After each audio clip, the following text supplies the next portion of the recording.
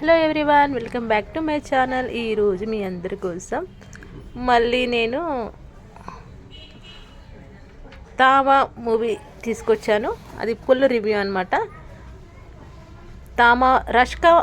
Rashmika horror comedy film మెప్పించిందా? చిత్రం తామా.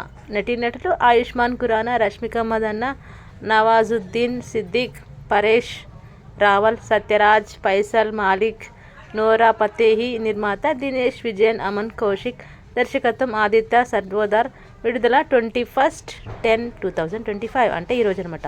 స్త్రీ, బేడియా, మాంజ్యా, స్త్రీ 2 లాంటి విజయవంతమైన చిత్రాలతో తమకంటూ ప్రత్యేక హర్రర్ యూనివర్స్ని సృష్టించుకుంది ప్రముఖ నిర్మాణ సంస్థ మాదక్ ఫిల్మ్.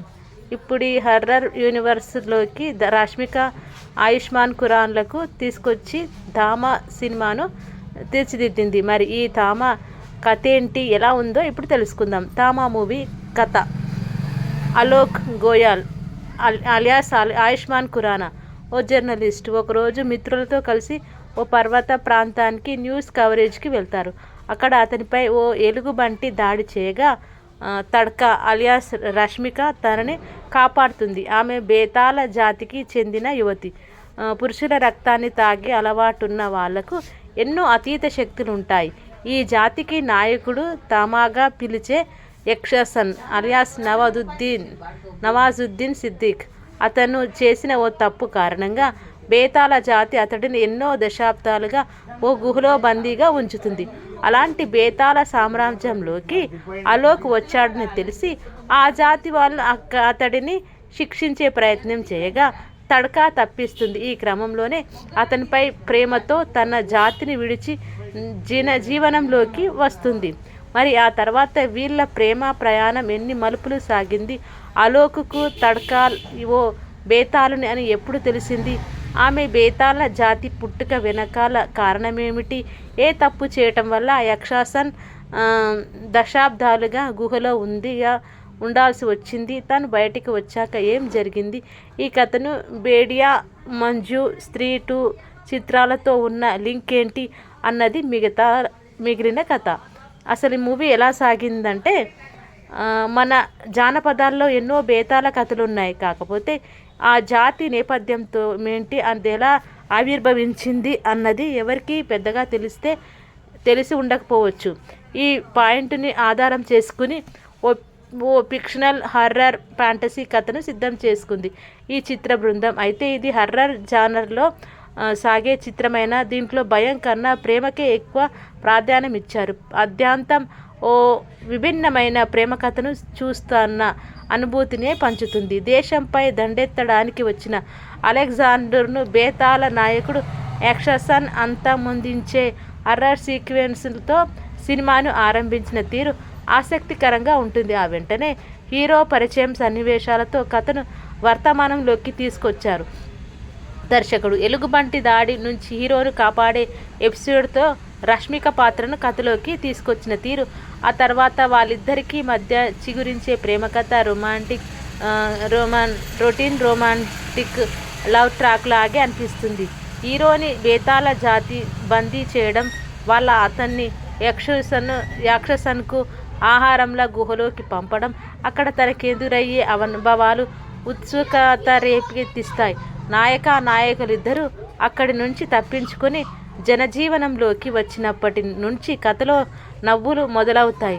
ముఖ్యంగా తడ్కా బేతాళుని అని రక్తం తాగుతుందని తెలిసాక ఆ విషయం ఇంట్లో వాళ్లకు తెలియకుండా దాచిపెట్టేందుకు హీరో పడే తిప్పలు ఫన్నీగా ఉంటాయి. ఇక రౌడీలకు బుద్ధి చెప్పే క్రమంలో బేతాళునిగా రష్మిక విజృంభించే తీరు, ఆ క్రమంలో వచ్చే విరామ సన్నివేశాలు ద్వితీయార్థంపై ఆసక్తి రేకెత్తించేలా ఉంటాయి.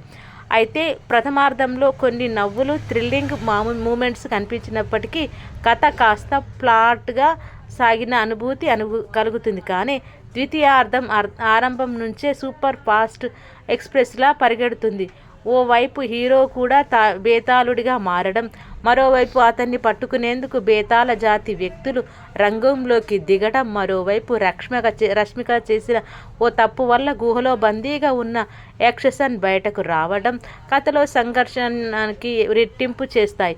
ఇక ఈ కథలోకి బేడియాగా వరుణ్ పాత్రను తీసుకొచ్చిన తీరు, ఆ పాత్రకు హీరోకి మధ్య ముడిపడిన వైరం థ్రిల్ పెంచేలా ఉంటాయి.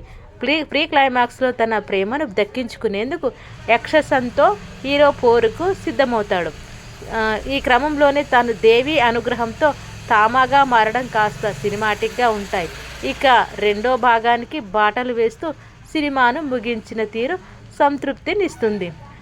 ఎవరెలా చేశారంటే, మూవీలో ఆయుష్మాన్ ఖురానా ప్రతిభ గురించి ప్రత్యేకంగా చెప్పాల్సిన పని లేదు. అలోక్ అనే సరదా కుర్రాడిగా, బేతాళుడిగా రెండు కోణాల్లో సాగే పాత్రలో అదరగొట్టాడు. బేతాళునిగా రష్మిక ఓవైపు అందంతో కట్టిపడేస్తూనే మరోవైపు యాక్షన్ కోణంలోనూ అలరించింది. హీరో తండ్రిగా పరేష్ రావల్ పాత్ర ఈ కథను వినోదాన్ని అందించింది.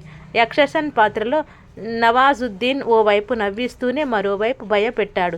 బేడియాగా ప్రత్యేక పాత్రలో వరుణ్ ధావన్ ఆకట్టుకున్నాడు. ఈ చిత్రం ప్రథమార్థం ఊహలకు అందేలా ఉన్న ద్వితీయార్థం అద్యంతం థ్రిల్ పంచుతూ సాగుతుంది.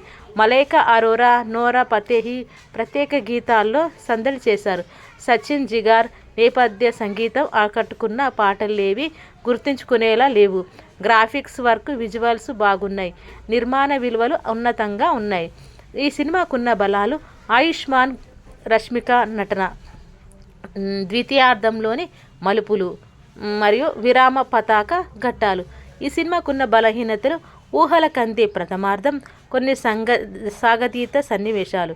చివరిగా తామ మరి భయపెట్టకుండా నవ్వులు పంచుతూ అలరిస్తుంది. ఇదండి